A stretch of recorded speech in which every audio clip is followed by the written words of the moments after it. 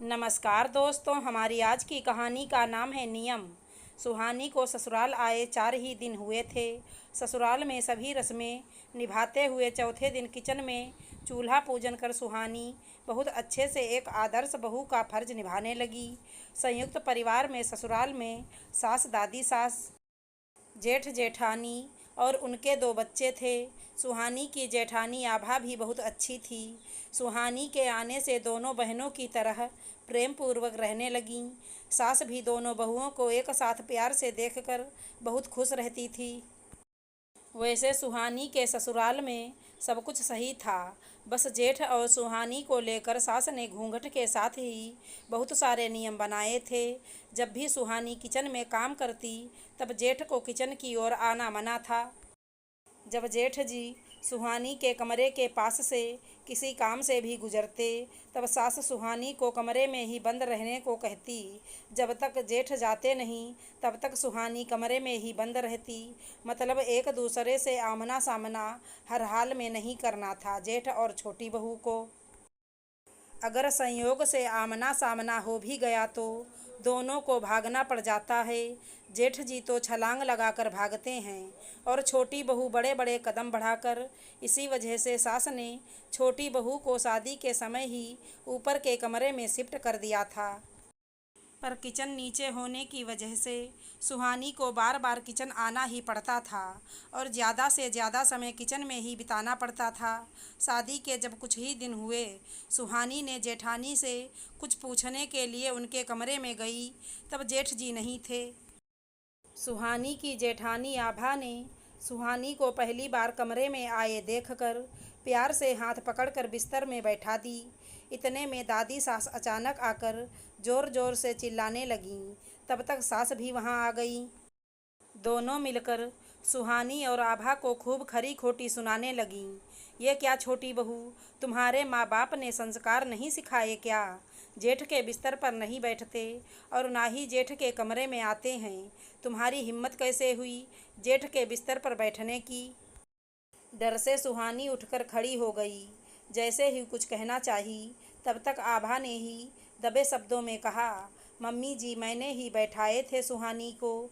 मेरे मायके में तो नहीं मानते हैं कोई ऐसे, बस जेठ के सामने सिर पर पल्लू रखती हैं मेरे मायके में छोटी बहू। बाकी कमरे में और बिस्तर पर तो बैठते ही हैं वहाँ। दबे स्वर में सुहानी ने भी आभा की बातों से सहमत जताई, क्योंकि सुहानी के मायके में भी ये सब नहीं मानते थे कोई।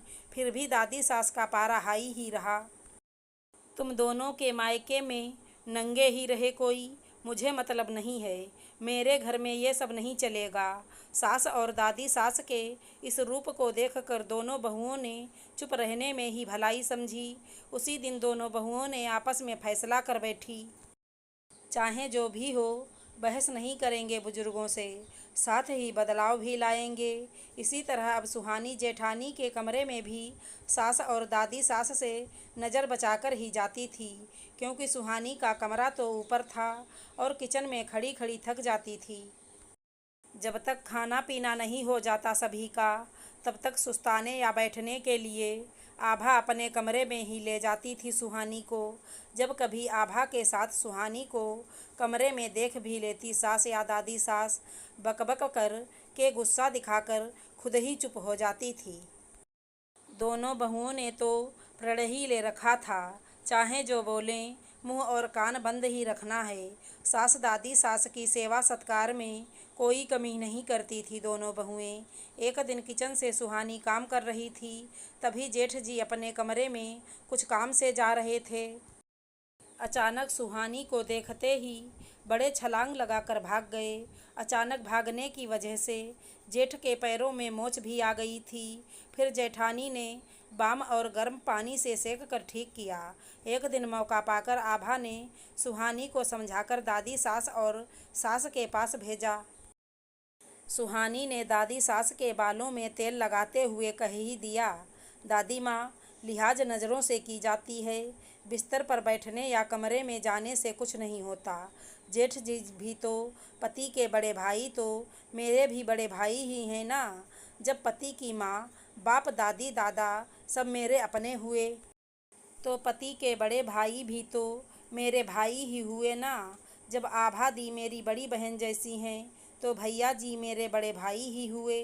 अगर मान के चलिए दादी माँ, घर में कोई नहीं है और आपकी छोटी बहू की तबीयत बहुत बिगड़ गई, तब क्या भैया जी तो छोड़ देंगे लिहाज की वजह से मरने के लिए? या फिर डॉक्टर के पास ले जाएंगे? या फिर भैया जी अगर खाना खा रहे हैं, घर में कोई नहीं हो, उन्हें ज़ोर से हिचकी आ गई, तब तो मैं परंपरा निभाने के चक्कर में पानी नहीं दूंगी उन्हें। इज्जत और सेवा मन से की जाती है दादी माँ। तभी जेठानी आभा ने भी कहा, सुहानी सही कह रही है माँ दादी माँ। अब देखिए ना, इस तरह भागने दौड़ने से आपके बेटे को चोट भी लगी। घर में ही कबड्डी खेलते हैं जेठ बहू के पर्दे में सास और दादी सास एक दूसरे का मुंह देखने लगीं। दादी सास के चेहरे में फिक्र और चिंता की लकीरें साफ साफ दिख रही थी और सास के आंखों में अपने परिवार के लिए प्यार। उन्होंने दोनों बहुओं से कहा, जैसा ठीक लगे तुम दोनों को अपने हिसाब से मैनेज करो, पर हाँ मर्यादा में रहकर। दोनों बहुओं ने एक साथ जी मम्मी जी कहते हुए खुशी खुशी अपने कामों में लग गईं। उस दिन के बाद से कभी भी जेठ के कमरे को लेकर कुछ नहीं कहा। सास और जेठ ने भी अपने ही घर में दौड़ना छलांग लगाना बंद कर दिया। मर्यादा और इज्जत को बचाते हुए एक बड़े बदलाव के साथ घर से अजीब दकियानूसी सोच हमेशा के लिए बाहर हो गई। आशा करती हूँ हमारी कहानी अच्छी लगी होगी। धन्यवाद दोस्तों।